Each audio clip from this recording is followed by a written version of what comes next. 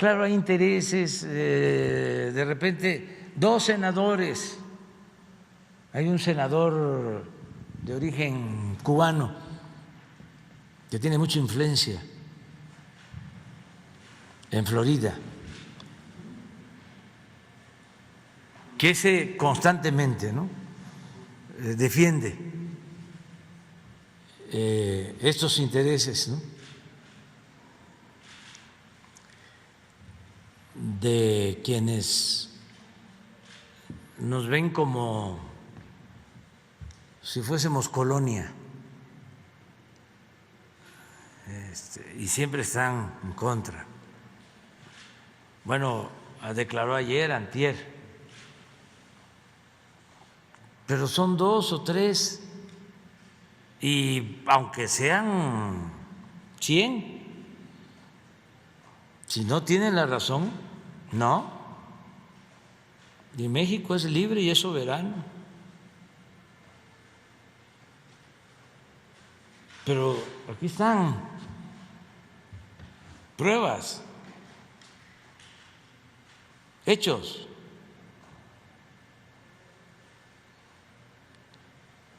Y todo porque hacen lo que llaman lobby.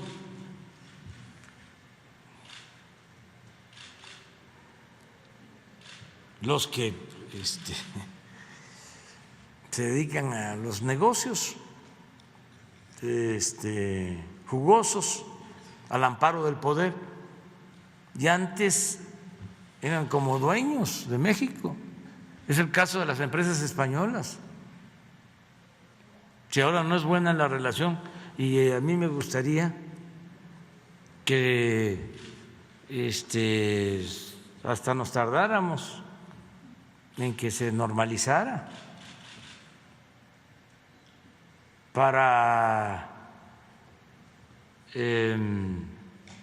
hacer una pausa que yo creo que nos va a convenir a los mexicanos y a los españoles, desde luego al pueblo de México y al pueblo de España, hacer una pausa en las relaciones, porque era un contubernio arriba,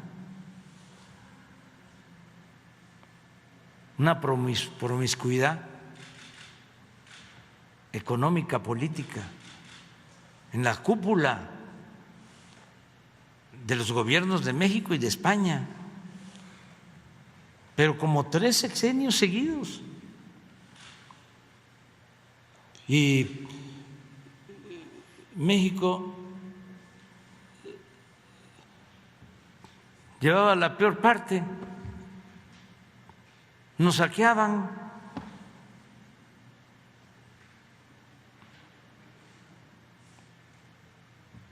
Entonces,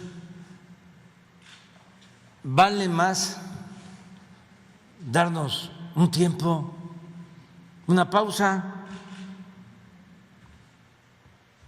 A lo mejor ya cuando cambie el gobierno ya se restablecen las relaciones, y yo desearía, ya cuando ya no esté yo aquí,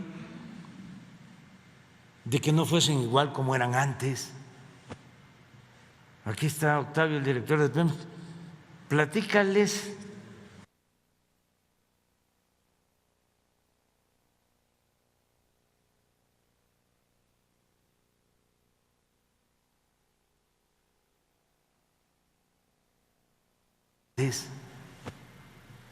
aquí está Octavio, el director de Pemex.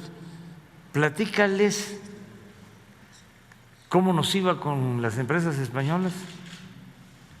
A ver, sí, un ejemplo. A ver, ¿cómo nos fue con Repsol? Que iban a sacar más gas de la cuenca de Burgos. O platícale de los astilleros, o de cualquier otro negocio, de una vez. Acuérdate de uno, así que lo puedas contar en breve. Bueno, en el caso de los astilleros, por ejemplo, de Vigo, fue un negocio. Vigo, España, porque nosotros hablamos para el pueblo. Sí. O sea, súbele, no bájale. Fue unos astilleros en España, en Vigo, en España, que estaban prácticamente en bancarrota, estaban cerrados, y en alguna visita que hicieron las autoridades mexicanas decidieron rescatar esos astilleros que estaban cerrados, estaban quebrados, y para ello compraron el 51% de las acciones de esos astilleros. Se le invirtió dinero mexicano de parte de Pemex, pero no alcanzaba para echar adelante la actividad de los astilleros. Entonces se les encargaron construir unos barcos para prestarle servicio a Pemex. Se les llama floteles porque son unos barcos muy grandes con capacidad para 600 personas, para que duerman 600 personas, que prestan servicio en las plataformas, sobre todo en Campeche, y se encargaron estos floteles, se construyeron.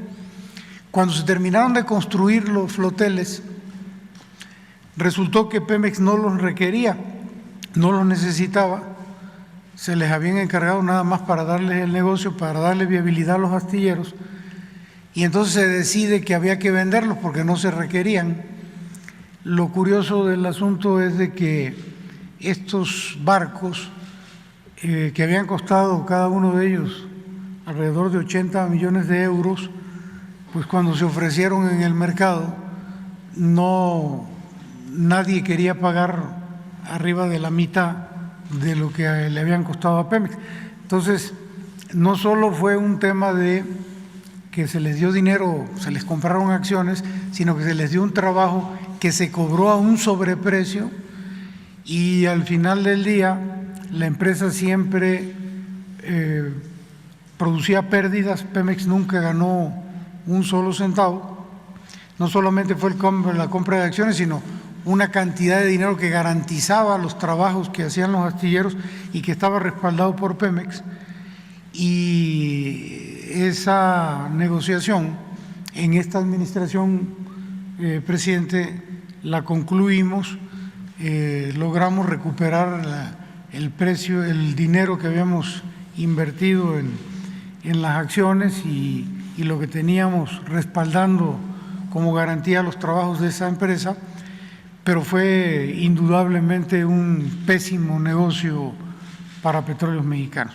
Como ese, muchísimos, caso que comentaba el presidente de Repsol, pues fue una serie de proyectos para extraer gas en la cuenca de Burgos, que eran contratos que en aquel entonces le daban todas las ventajas a la empresa Repsol, una empresa española, que al final del día perforaron miles de pozos que no tenían mayor duración, eran pozos que se perforaban, duraban produciendo muy poca cantidad durante muy pocos meses, pero el negocio no consistía en perforar para extraer gas, sino en perforar para darle utilidad a la empresa, porque ésta cobraba por la perforación de los pozos. Al final del día, pues no fue exitoso ese proyecto, y hoy día pues ya conocemos la historia. Pemex importa gas. Por cierto, que derivado de esos proyectos de producir gas en esa zona, presidente, cuando llegamos nos encontramos con un contrato que tenía Pemex con una empresa que había construido un gasoducto de Poza Rica a la refinería de Tula, y ese gasoducto pues evidentemente era para transportar gas. Cuando nosotros nos enteramos de esto, preguntamos que si cuánto gas se traía de allá, y resultó que no se traía nada de gas, y preguntamos que si desde cuándo no se traía gas, y la respuesta fue que nunca se trajo gas. A estas alturas habían transcurrido 5 años de que se había construido el gasoducto.